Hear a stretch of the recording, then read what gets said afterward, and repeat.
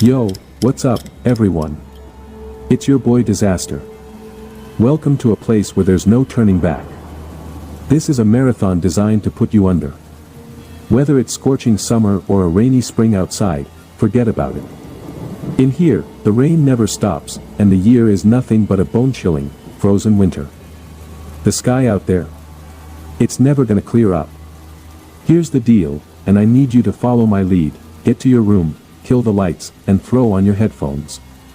Lay back, get comfortable, and hit that auto replay setting. Close both eyes, and listen till the very end. I'm telling you, the dread levels are gonna spike with every passing minute. And look, before we dive into the abyss, if you feel like this hour of horror is worth it, smash that like button. It doesn't cost you a dime, but it means the world to me. I put a lot of blood, sweat, and tears into crafting this hour-long nightmare just for you. Brace yourself, boss, it's time for some ice-cold horror. Enjoy the ride.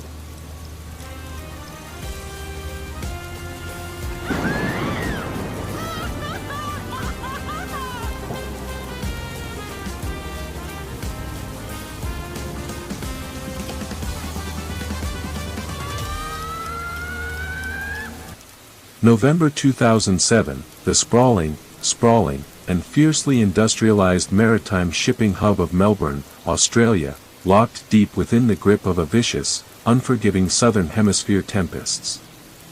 A relentless, violent deluge of freezing rain and heavy, gale-force coastal squalls hammered the aging concrete piers, the towering container cranes, and the rusted loading docks with unsparing fury, bringing all regional shipping navigation, harbor traffic, and cargo transfers to a complete, dead standstill. The vast shipping yards were transformed into a bleak, reflective labyrinth of swirling puddles, slick asphalt, and impenetrable sheets of gray water. Deep inside an isolated, windowless, and heavily fortified stone warehouse tucked away in the shadows of Pier 9, far from the main administrative gates and security checkpoints, a notorious, high-ranking international arms and contraband smuggler named Malcolm Reed sat at the head of a scarred wooden table. He was locked in a tense, closed-door midnight strategy meeting with three of his most trusted, heavily armed enforcers, reviewing illicit manifest logs and waiting for a clandestine midnight delivery. The interior of the massive stone enclosure smelled heavily of stagnant sea salt, heavy diesel exhaust fumes, rotting hemp rope, and damp canvas. Resting squarely on the steel table in the dead center of the room was a heavy, lockable leather briefcase containing encrypted solid-state hard drives, offshore banking access codes, and digital tracking manifests for multi-million-dollar maritime smuggling routes spanning the Pacific Rim. At precisely 2:40 a.m., without a single flicker of warning, the exterior security floodlights illuminating the loading bay died simultaneously as the primary electrical supply lines running beneath the concrete apron were cleanly and deliberately severed. The sudden plunge into pitch-black obscurity was absolute. Before any of the men could scramble for their tactical flashlights, the heavy side access door of the stone workshop was violently blasted inward off its heavy iron hinges by a single, thunderous, bone-shattering blow from a manual industrial hydraulic ram. Two tall, imposing figures stepped smoothly across the broken threshold, moving with terrifying, synchronized discipline. They were clad head to toe in heavy, matte black rubberized waterproof diving coats and specialized full-face diving protection gas masks that completely concealed their identities while filtering out the damp air. Both operatives carried heavy-gauge tactical shotguns fitted with oversized, high-efficiency sound suppressors that swallowed the muzzle blast entirely. Within 45 breathless, chaotic seconds, the entire warehouse was transformed into a freezing slaughterhouse. All three armed guards were systematically neutralized with direct, close-range chest shots delivered from less than 3 feet away, the heavy lead slugs shattering bone and tearing through tissue with brutal mechanical efficiency. The movement of the assassins was so blindingly fast, clinical, and rehearsed that none of the men even managed to unholster the sidearms resting securely beneath their jackets, their lifeless bodies collapsing heavily onto the wet stone floor before they could even draw a final breath. Malcolm Reed did not die in the initial barrage of shotgun fire. Instead, as the smoke cleared, he scrambled backward in sheer, unadulterated panic. His leather-soled shoes slipped frantically against the blood-slicked concrete floor as he attempted to crawl toward the temporary shelter of a nearby stacked shipping container. He was whimpering, clutching at his chest, his eyes wide with horror as he watched the pools of blood spreading beneath his 3 dead bodyguards. Before he could reach the shadow of the steel container, the primary assassin lunged forward with fluid, predatory speed. A heavy, gloved hand shot out, grabbing Malcolm roughly by the collar of his expensive wool coat and yanking him backward with violent force.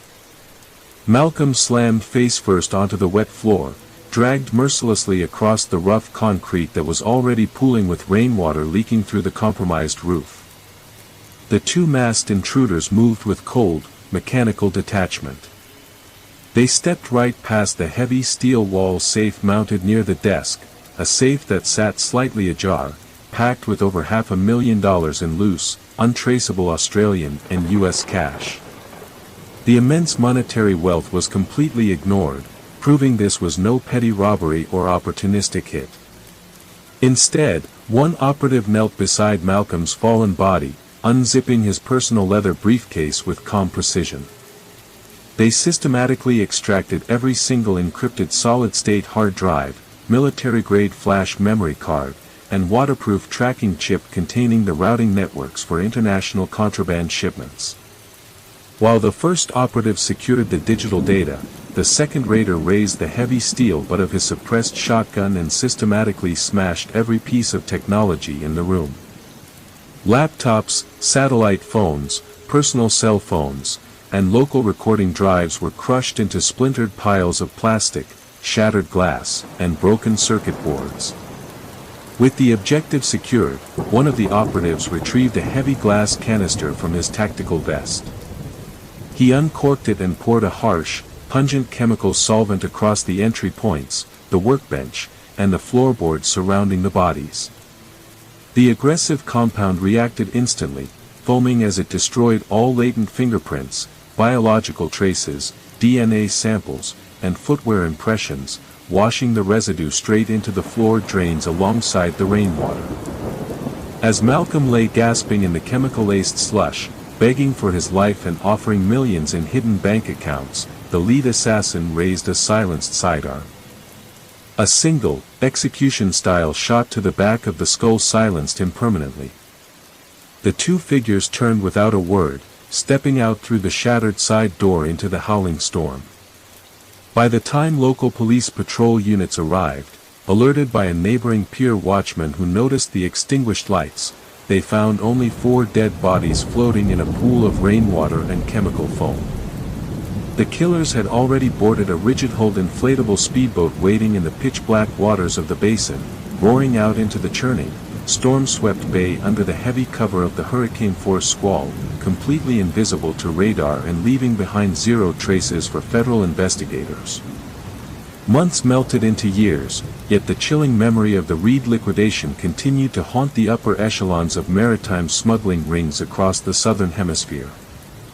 Dock workers and harbor pilots working the midnight shifts along the storm-tossed piers refused to approach Warehouse 14 after dark, whispering in low, terrified tones about the lingering smell of copper and chemical solvent that always seemed to rise from the floor drains whenever a heavy rain rolled off the ocean. Federal investigators who had inherited the cold case eventually locked the final remaining folders away in underground archives, unable to explain how 2 men could vanish so completely into the teeth of a hurricane without leaving a single footprint, fiber, or digital signature behind. Yet, in the deepest hours of midnight, past the rusted security gates and the shattered reinforced windows, a phantom rhythm would occasionally break the heavy silence of the empty wharf. 3 slow, deliberate raps echoing against the corrugated steel walls, reminding anyone who dared listen that no international syndicate, hidden fortune, or fortified bunker could ever outrun the unyielding ledger, and that the executioners would always return from the dark when the next storm broke. December 1999, the bitter, frozen, and merciless expanse of the Ural Mountains in Russia, trapped deep within the suffocating grip of an Arctic winter. A ferocious, blinding blizzard combined with an incessant ice storm battered the rugged peaks, causing massive rockslides, covering mountain passes in impenetrable drifts, and cutting off the entire industrial mining district from the outside world. Deep within a forgotten, long-abandoned Soviet-era gold mining tunnel, a massive, subterranean concrete and rock cavern that had been covertly repurposed as a heavily fortified safe house and gold smuggling hub by a notorious syndicate boss named Oleg Protasov, 5 men sat huddled together against the biting sub-zero draft. Oleg, a brutal figure wrapped in heavy furs and wearing thick copper chains around his neck, was deep into a midnight treasury distribution with 4 of his most trusted, heavily armed lieutenants. Spread across a heavy iron sorting table in the center of the damp, echoing cavern were dozens of unnumbered, freshly melted gold bullion ingots and stacked bricks of illegal currency, glistening under the harsh, buzzing glare of a single overhead bulb powered by a noisy diesel generator sitting in a nearby side shaft. The air inside the subterranean complex was suffocatingly thick, smelling of sulfur, diesel fumes, damp rock, and old grease. From the jagged stone ceiling above, the severe winter storm outside forced freezing groundwater to seep through the structural fissures, raining down in a steady, maddening, unbroken cadence, drip, drip, drip, splashing loudly against the metal sorting table and forming ice-slick pools across the porous floor. At precisely 3:15 a.m., without the slightest warning, the heavy thrum of the diesel generator abruptly sputtered and died as its fuel lines were severed, instantly plunging the massive subterranean complex into absolute, pitch-black darkness. Before Oleg Protasov or any of his 4 lieutenants could react, reach for their night vision gear, or rack the bolts of the automatic rifles slung over their shoulders, heavy, rhythmic bootsteps echoed sharply off the damp stone walls. Before anyone could pinpoint the direction of the approach, the darkness was shattered by the blinding, stuttering muzzles of short-barreled automatic weapons equipped with specialized flash hiders and heavy sound suppressors. A devastating, highly disciplined burst of micro-caliber fire swept the table in a fluid, sweeping arc. In less than 3 seconds, all 4 lieutenants were cut down where they sat, their heavy bodies collapsing backward over the iron table and crashing onto the cold, wet stone floor, dead before their brains could even process the sudden, violent breach of their mountain fortress. Oleg froze in absolute terror, his heavy breathing the only sound echoing through the black void as hot blood from his nearest guard pooled around his leather boots. He fumbled frantically in the dark for his heavy sidearm, but before his fingers could wrap around the grip, a massive, iron-clad hand clamped down over his shoulder with bone-crushing force, hauling him out of his chair as if he weighed nothing at all. The intruder moved with terrifying, mechanical precision, ignoring the millions of dollars in unnumbered gold bullion and stacked currency littering the iron table. A heavy canvas bag was unzipped, not to steal the riches, but to sweep up every single encrypted communication log, mining permit, and offshore transfer record belonging to the syndicate. Dragging the whimpering crime lord toward the deepest, darkest recess of the abandoned tunnel while 3 slow, deliberate raps echoed against the damp rock walls, the operative pinned Oleg against the freezing stone. After carving an ancient, angular rune into the bedrock with a hunting knife, a single, silent shot echoed through the cavern, sealing another name into the eternal ledger before the assassin vanished back into the frozen mountain night, leaving the gold untouched in the dark. Oleg Protasov did not escape the initial burst unscathed. A suppressed round caught him clean through his right shoulder, the heavy kinetic energy spinning his large, fur-clad frame around and slamming him hard onto the freezing rock floor. He let out a sharp, choked gasp of agony, his heavy copper chains rattling against the damp stone as he frantically tried to drag himself backward through the icy slush and dark blood pooling around his fallen lieutenants. He scrambled toward the far end of the tunnel, aiming blindly for the dark mouth of an old ventilation drainage shaft that led out toward the mountain ridge. Before he could cover more than a few feet, heavy, measured boot steps crunched steadily over the spent casings scattered across the floor. The assassin stepped out of the pitch-black shadows with chilling, predatory patience. Reaching down with a gloved hand, the killer grabbed Oleg by his thick brass chains, yanking him backward with effortless physical power and dumping him flat on his back into the freezing water. Oleg lay gasping, staring up into the dark mask of his attacker. Desperate to buy his life, he pointed frantically toward the table, offering the stacked gold bullion ingots, the millions in loose paper currency, and the coordinates to hidden vaults across Russia. The assassin didn't even turn to look at the gold. The literal millions in raw wealth were treated like worthless scrap metal. Instead, the killer leaned over, unzipped Oleg's heavy parka, and reached straight for his inner pocket, extracting a thick, black leather-bound ledger. This was the syndicate's master record, a detailed, unredacted list containing the names, offshore account numbers, and recorded bribes of every regional judge, border colonel, and high-ranking official who made their gold smuggling operations possible. With the ledger firmly secured in a tactical pouch, the assassin pulled a heavy combat knife from a chest rig. Stepping up to the damp stone wall of the cavern, the killer used the serrated blade to carve a single, clean phrase deep into the rock face: "The ledger is closed." Oleg opened his mouth to beg one last time, but the assassin raised a silenced sidearm, ending the syndicate leader's life with a single, perfectly placed shot to the forehead. Without breaking stride, the killer turned on his heel, walking silently back down the pitch-black concrete corridor and melting into the roaring whiteout of the Siberian blizzard outside. When a squad of Russian military police intelligence officers finally forced their way into the abandoned mining complex 2 days later, following up on a dead man's electronic ping, they stepped into a scene of absolute, cold-blooded execution. The 4 lieutenants lay frozen beside the table, Oleg's body rested in a pool of dark ice beneath his written epitaph, and millions of dollars in unnumbered gold bars sat completely untouched right beside them. The assassin had utilized a high-powered, military-spec snowmobile to navigate the impassable, frozen wilderness, vanishing into the endless expanses of the Ural Mountains without leaving a single trace behind. Decades have passed since the mining tunnel was officially sealed by military decree, yet the local mountaineers and nomadic herders still give the jagged ridge line a wide berth when winter storms descend upon the peaks.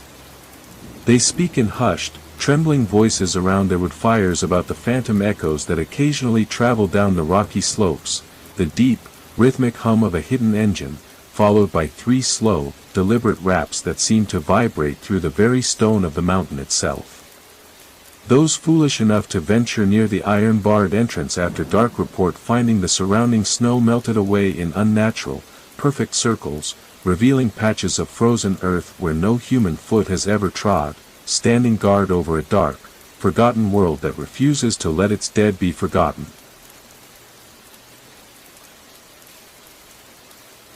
October 2016, the stormy coastal cliffs of Marbella, Spain, hit by a violent, unrelenting Mediterranean squall. Sheets of heavy rain lashed against the whitewashed mansions lining the hillside, while flashes of lightning illuminated the dark waves crashing violently against the sharp rocks below. Nestled high above the shoreline sat an isolated, heavily secured luxury estate belonging to Carlos Mendoza, a corrupt lawyer famous in the criminal underworld for laundering funds and falsifying asset documents for international smuggling cartels. At 1:20 a.m., the estate's sophisticated security grid suddenly collapsed. Underground fiber-optic cables and primary power lines had been cleanly cut, blacking out the perimeter cameras and floodlights in an instant. Within seconds, 3 dark figures emerged from the torrential downpour near the rear terrace. Using heavy breaching tools, they shattered the thick reinforced glass doors leading into the lower salon, stepping inside without hesitation. 2 of Mendoza's private security guards rushed into the main hallway to investigate, drawing their sidearms. They never got the chance to raise them. Under the roaring cover of a loud thunderclap outside, 2 suppressed shots rang out with lethal precision. Both guards dropped instantly to the polished marble floor, dead before they hit the ground. The intruders stepped over the bodies, moving upstairs toward Mendoza's private office with synchronized, terrifying speed. Inside his opulent, mahogany-paneled study, Carlos Mendoza was frantically burning sensitive offshore banking documents in a marble fireplace, the acrid stench of scorched paper filling the air as he choked on the smoke and panic. A violent explosion blasted the heavy double doors off their reinforced brass hinges, sending heavy splinters cascading across the Persian carpets like shrapnel. Through the thick, swirling smoke strode the lead operative, a towering, imposing figure encased in a heavy, glistening rubberized canvas coat that dripped dark seawater onto the pristine floors. Carlos stumbled backward against his custom-oak desk, his hands trembling as he pointed a diamond-encrusted pistol toward the intruder, offering millions of euros in hidden Swiss accounts and bearer bonds if his life was spared. The assassin did not even blink, showing total, icy indifference to the vast fortune offered, completely ignoring the expensive gold-plated Rolex watches and heavy diamond rings resting on the velvet tray nearby. Instead, a gloved hand reached out, violently snatching up the entire black leather briefcase packed with the syndicate's master asset allocation ledgers and offshore shell company deeds. Before Carlos could pull the trigger, a suppressed round struck him squarely in the chest, dropping him heavily to the marble floor in a spreading pool of crimson. The second operative methodically smashed every laptop, secure terminal, and satellite phone in the suite with a heavy iron crowbar, leaving absolute digital silence in their wake. As the coastal rain continued to batter the shattered French doors, 3 slow, deliberate raps echoed against the heavy oak bookshelf, a rhythmic calling card left behind in the dark. The strike team slipped back out onto the rain-slicked balcony, descending into the raging Mediterranean night via a high-speed inflatable boat waiting below, leaving behind a completely wiped ledger, a silenced trader, and a chilling mystery that local police would never manage to unravel. The 3 operatives breached the heavy oak double doors of Carlos Mendoza's private executive study on the second floor with a single, synchronized kick that splintered the heavy frame wide open. Inside, the room was bathed in the dim, chaotic red glow of emergency backup lights. Carlos Mendoza was scrambling frantically near his desk, his hands shaking violently as he tried to punch in the access code to his heavy wall-mounted safe while reaching with his other hand for a loaded .45 caliber pistol tucked inside an open desk drawer. Before his fingers could even touch the cold steel frame of the weapon, too precise, suppressed rounds tore through the air, striking him cleanly in both ankles. The heavy kinetic force smashed the bones instantly, sending Mendoza crashing to the polished hardwood floor with a sharp, blood-curdling shriek of pure agony. He rolled onto his back, clutching his shattered ankles, his face pale with terror as he stared up at the towering figures in dark waterproof tactical gear standing over him. The operatives paid zero attention to his begging or his promises of offshore money. Moving with swift, mechanical discipline, one operative produced an industrial cutting tool, burning through the heavy locking mechanism of the wall safe in less than 20 seconds. The door swung wide, revealing rows of thick, bound paper ledgers, encrypted USB flash drives, and offshore banking documents detailing decades of international money laundering networks, corrupt shell companies, and international wire transactions. The intruders didn't touch the stacks of raw European currency or the rows of luxury gold watches sitting on the upper shelves of the safe. Instead, they scooped every single flash drive, hard drive, and paper document straight into heavy, waterproof tactical sacks until the safe was stripped entirely bare. Once the evidence was secured, the second operative unclipped a heavy canister of specialized industrial-grade chemical accelerant from his chest rig, pouring the volatile fluid across the remaining desk furniture, expensive Persian rugs, wood-paneled walls, and paper files scattered across the floor. A single flare was struck and tossed into the center of the room. The accelerant ignited with a sudden, deafening whoosh, transforming the private office into a raging, white-hot inferno within seconds. The operatives pulled the heavy oak study doors shut from the outside, locking the heavy deadbolt mechanism and trapping the screaming, immobile attorney inside his own flaming office as they executed a silent, flawless retreat down the grand staircase and out into the storm. While the torrential downpour pounding the roof of the villa prevented the roaring flames from leaping outward to consume the rest of the structure, the interior office suite was completely gutted down to blackened concrete and structural wire, reducing Carlos Mendoza and his entire lifetime of criminal documentation to unrecognizable, toxic gray ash.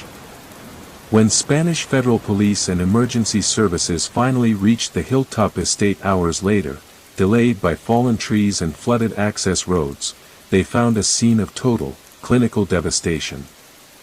All evidence of financial crimes had been completely erased, no biological traces or fingerprints remained, and the attacker's armored getaway SUV was discovered 2 miles down the deserted coastal highway, burned to a hollow metal frame on the edge of the dark, rain-swept beach.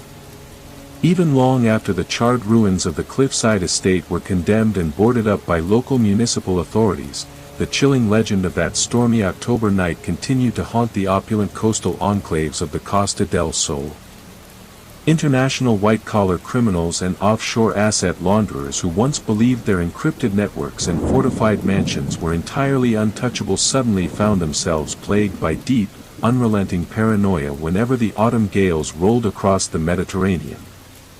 Security guards stationed along the wealthy shoreline sworn they could still hear the faint, hollow echo of 3 slow, deliberate raps tapping against iron gates during the height of the midnight downpours, a ghostly reminder that no amount of stolen wealth, bribed officials, or heavy reinforced steel could ever buy immunity from the absolute, unyielding justice of the ledger. January 2004, deep in the frozen trenches of an unrelenting midwinter assault in Detroit, Michigan. The old industrial sector sat like a abandoned, rotting wasteland, enveloped in a dense blanket of black slush, frozen soot, and toxic chemical haze wafting from dead smokestacks. Temperatures plunged to 5 below zero, while howling northern gales off Lake Michigan tore through the rusted alleyways, making the corrugated steel structures groan like dying beasts. Right at the heart of this urban graveyard stood an old, long-condemned livestock slaughterhouse, a towering, decaying concrete slab with shattered overhead skylights and rusted iron meat-hanging tracks protruding through broken windows. This grim facility served as the secret command hub and primary weapons vault for Frank Genovese, one of the most ruthless underground arms brokers operating along the northern seaboard. Frank was the primary pipeline for heavy, military-grade hardware moving into mob families and street syndicates across 4 neighboring states. At precisely 2:50 a.m., Frank was hunkered down in the central cutting hall, a vast, cavernous room spanning nearly 200 feet, its massive concrete walls caked in decades of black mold and damp rot. Across the cold, polished floor, icy streams of contaminated rainwater snaked through old industrial drainage troughs. Frank sat on a rickety wooden chair beside 3 of his most lethal, heavily armed enforcers, all clutching tactical submachine guns. Spread across 3 heavy stainless steel sorting tables, tables once used to butcher livestock, were 6 heavy wooden crates packed with unrecorded assault rifles, red dot optic rigs, and military-spec silencers. The air inside the hall was bone-chilling and suffocating, thick with the stench of engine grease, stale tobacco, spilled diesel, and the metallic tang of dried blood embedded deep within the porous concrete. Through the compromised tin roof, freezing sleet pounded with a relentless, maddening cadence, dripping into the cavernous chamber, drip, drip, drip, splashing against the steel tables and pooling into icy slicks around the men's combat boots.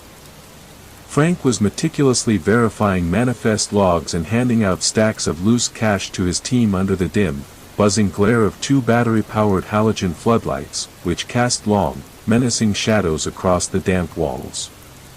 Without a second of warning or a single ping from the perimeter motion sensors, the oppressive silence was shattered by a horrific, ear-splitting metallic screech.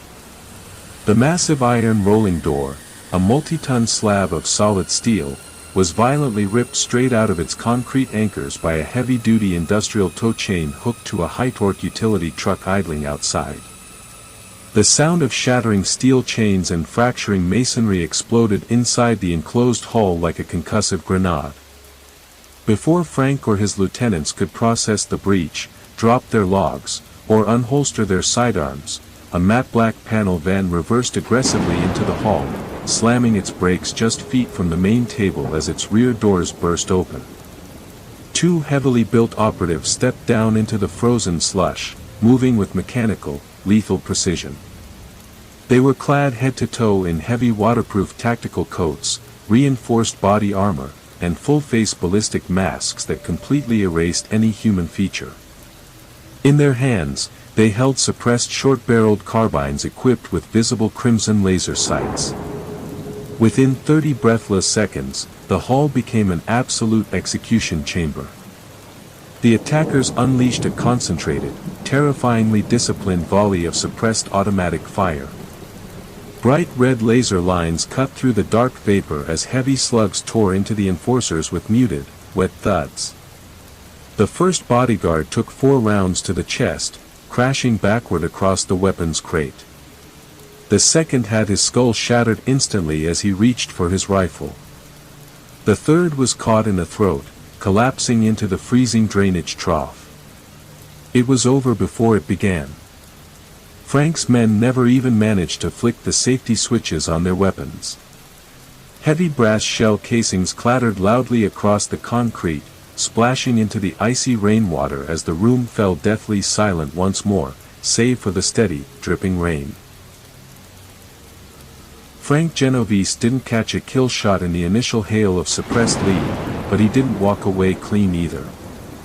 A high-velocity round slammed directly through his left shoulder, the kinetic punch tearing through muscle and bone, spinning him entirely around before he hit the wet concrete with a bone-jarring thud.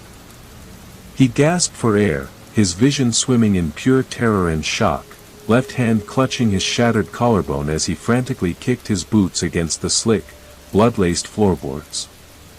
He dragged himself backward like a wounded animal, leaving a dark, smeared trail of crimson in the freezing rainwater that trickled toward the central drainage trough. He managed to scramble behind the heavy steel frame of a rusted meat-hanging rail, shivering violently in the sub-zero draft, his breath coming in ragged, white plumes. Slow, heavy, and chillingly rhythmic boot steps crunched across the scattered brass shell casings and frozen slush. The primary assassin stepped through the gloom, moving with the unhurried, predatory poise of a hunter who knew his prey had nowhere left to run. Towering over the iron rail, the masked figure looked down at Frank through the pitch-black lens of a full ballistic shield, holding the smoking barrel of the suppressed carbine at a lazy downward angle. Frank opened his mouth, his jaw trembling so violently his teeth clicked together. Desperation took over, and the words tumbled out in a frantic, stammering rush.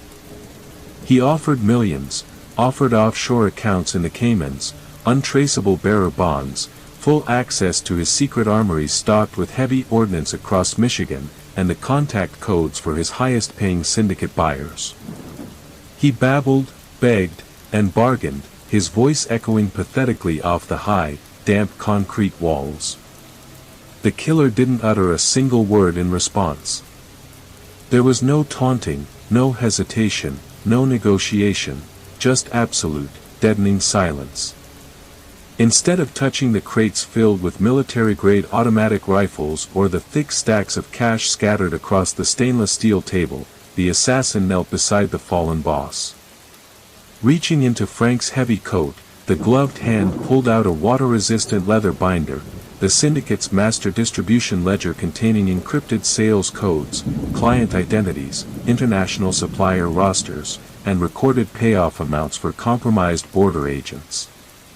With the ledger safely stowed inside a tactical cargo pouch, the assassin raised the carbine with one hand. A single, muffled pop cut short Frank's pleading, ending the weapons empire of the Genovese syndicate in a fraction of a second. The killer grabbed Frank's body by the collar, dragging the lifeless weight across the floor and dumping it unceremoniously face down into the cavernous, waterlogged drainage sump beneath the slaughterhouse floor. Within 2 minutes, the black panel van sped out through the ruined iron doorway, its tire tracks instantly washed away by the relentless freezing rain and howling Detroit blizzard. When federal agents and local homicide detectives finally breached the facility 8 hours later, tipped off by an encrypted anonymous electronic frequency, they stepped into a freezing vault of death. Millions of dollars in untraceable firearms sat completely untouched on the tables, and stacks of cash remained right where the dead bodyguards had dropped them. The killers had navigated the labyrinthine, unlit alleys of industrial Detroit without leaving a single fingerprint, a single biological trace, or a single frame on regional traffic cameras, leaving the federal task force with a completely cold trail and a file officially logged as the Rain and Iron Massacre.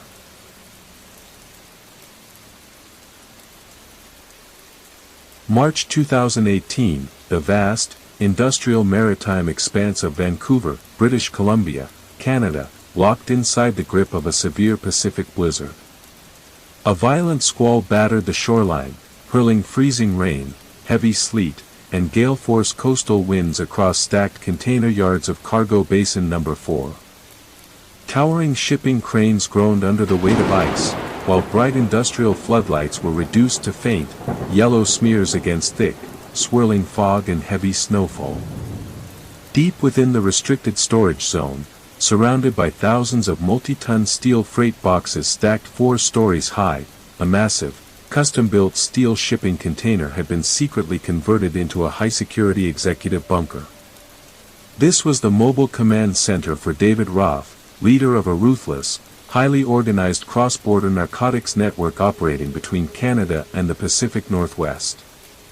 Inside the soundproofed container office, David Roth sat at a heavy mahogany desk alongside 4 top enforcers and operational lieutenants. The room was fitted with satellite monitors, tactical radio arrays, and heavy steel wall safes. They were deep into a late-night operational review, inspecting shipment manifests, offshore transaction logs, and encrypted keycards for incoming vessel cargo. The air inside the climate-controlled container was warm, reeking of expensive bourbon, cigar smoke, and heavy leather.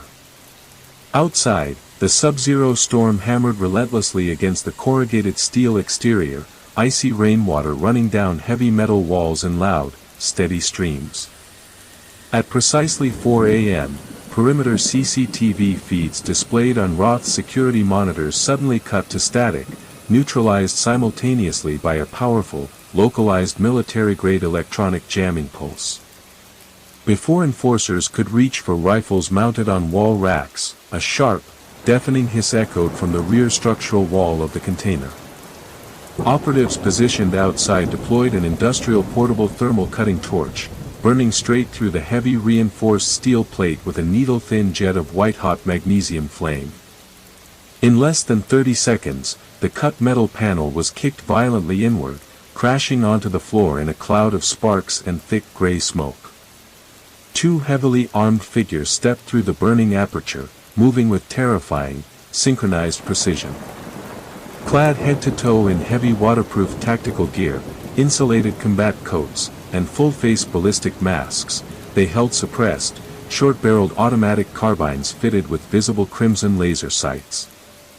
Within less than 15 seconds, the bunker turned into a bloodbath. Operatives unleashed a precise, devastating burst of suppressed automatic fire. Bright red laser lines flashed through smoke as high-velocity rounds struck all 4 bodyguards with heavy, muffled thuds. Lieutenants were cut down before any could pull a sidearm from their shoulder holsters, bodies collapsing backward across furniture as spent shell casings clattered loudly against the reinforced floor. David Roth froze in absolute horror, his expensive glass of amber bourbon slipping from his trembling hand and shattering against hardwood flooring with a sharp, echoing snap. The amber liquid pooled rapidly across floorboards, mixing with dark streams of blood seeping from fallen enforcers. He stared wide-eyed at towering figures advancing through drifting smoke, combat boots leaving wet, rhythmic prints on the clean carpet. Without uttering a word, the lead operative stepped over a dead lieutenant, completely ignoring the heavy steel wall safe behind the desk containing millions in untraceable cash, bearer bonds, and high-purity contraband profits. Instead, a gloved hand reached out, grabbing David violently by the expensive silk collar of his shirt and hoisting him up with effortless strength. Roth choked and gagged as he was slammed hard against the corrugated steel wall of the container, feet dangling inches above the floor. "Please, take whatever you want," Roth wheezed out, face turning pale as he frantically pointed toward the open safe and currency stacks. "The cash, shipments, bank keys, it's all yours. Just let me live."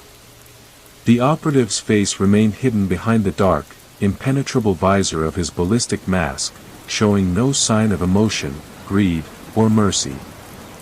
With his free hand, the second operative systematically pulled every encrypted hard drive, satellite phone, and operational ledger from the desk, stuffing them swiftly into a heavy canvas tactical pouch. Before David could utter another plea for his life, a heavy, metallic thump echoed against the exterior wall of the container, 3 slow raps vibrating through the frame. A single, suppressed shot rang out with a dull pop, bringing a permanent end to the empire. Operatives vanished back through the burning breach into the freezing Pacific blizzard, leaving behind millions in untouched cash, a silent container, and a legacy written entirely in blood and ash. David Roth didn't die in the initial breach, but he didn't escape the nightmare either. As the smoke from the thermal torch filled the office, he scrambled frantically across the plush carpet, reaching desperately for a loaded sidearm tucked inside his desk drawer. Before his fingers could touch the grip, a heavy, rubberized tactical boot slammed onto his wrist with crushing force, pinning his arm to the mahogany wood with an audible snap. Roth screamed in agony, falling to his knees as the primary assassin hauled him upward by his coat collar, dragging him bodily out of the warm bunker and into the howling, sub-zero blizzard hammering cargo basin number 4. The icy rain and freezing wind hit Roth like a wall of needles, instantly soaking his clothes as he gasped for air in the blinding whiteout. The 2 masked operatives moved with terrifying, mechanical efficiency. While one held Roth pinned against the wet steel of a neighboring freight box, the second raider stepped back inside the ruined office. Ignoring the stacks of loose $100 bills and expensive watches scattered across the desk, the operative moved straight to the wall safe. Using a heavy industrial breaching bar, the lock was snapped open in seconds. Every single digital storage device, encrypted flash drives, offshore banking hardware tokens, satellite communication rigs, and internal distribution manifests, was swept into a heavy waterproof tactical bag. Before stepping back into the storm, the operative used a short-handled sledgehammer to systematically crush every remaining laptop, desktop terminal, and server unit into unrecognizable piles of shattered silicon and cracked circuit boards. Back out in the freezing rain, David Roth babbled hysterically through chattering teeth. He offered millions in untraceable crypto assets, equity in international shipping lines, and safe passage out of the country. The killers didn't utter a single word in response. The lead operative raised a suppressed sidearm. A single, clinical shot to the chest cut Roth's bargaining short, his body collapsing heavily into the freezing slush pooling on the asphalt. The operatives grabbed Roth's lifeless legs, dragging his body across the slick basin floor to a massive, empty industrial shipping container parked nearby. They tossed his corpse inside, slammed the heavy, multi-ton steel doors shut, and secured the outer latch with heavy-duty steel chains and industrial padlocks, welding the keyholes shut with a quick burst from a portable torch. Within 3 minutes, the 2 figures melted back into the impenetrable fog and roaring coastal storm, boarding a stealth-painted, high-speed rigid inflatable boat waiting at the edge of the dark, churning basin waters. They vanished into international maritime boundaries without leaving a single fingerprint, a single biological trace, or a single usable frame on the port's regional security network. Port authorities and Canadian federal agents didn't discover the massacre until 24 hours later, alerted only when dock workers noticed unauthorized welded chains on a quarantined export unit. The case was officially filed alongside the cold case files of the global underworld, another silent, clinical liquidation swallowed entirely by the rain, the sea, and the cold dark. Long after the harbor patrols finished their forensic sweeps and the locked container was finally hauled away to a secure government depot under armed guard, the sprawling shipping yards of Vancouver continued to whisper of that fateful March night. Night shift crane operators and harbor pilots navigating the icy coastal waters frequently reported an unsettling phenomenon when the wind shifted off the Pacific, a faint, hollow metallic resonance echoing across the dark container stacks, three slow, deliberate raps striking against iron. It served as a permanent, ghostly reminder to every smuggler and crime boss operating within the shadows of the northern borders that no matter how secure their fortified bunkers or how vast their hidden fortunes might be, the executioners from the deep could always breach their walls when the ledger demanded its balance.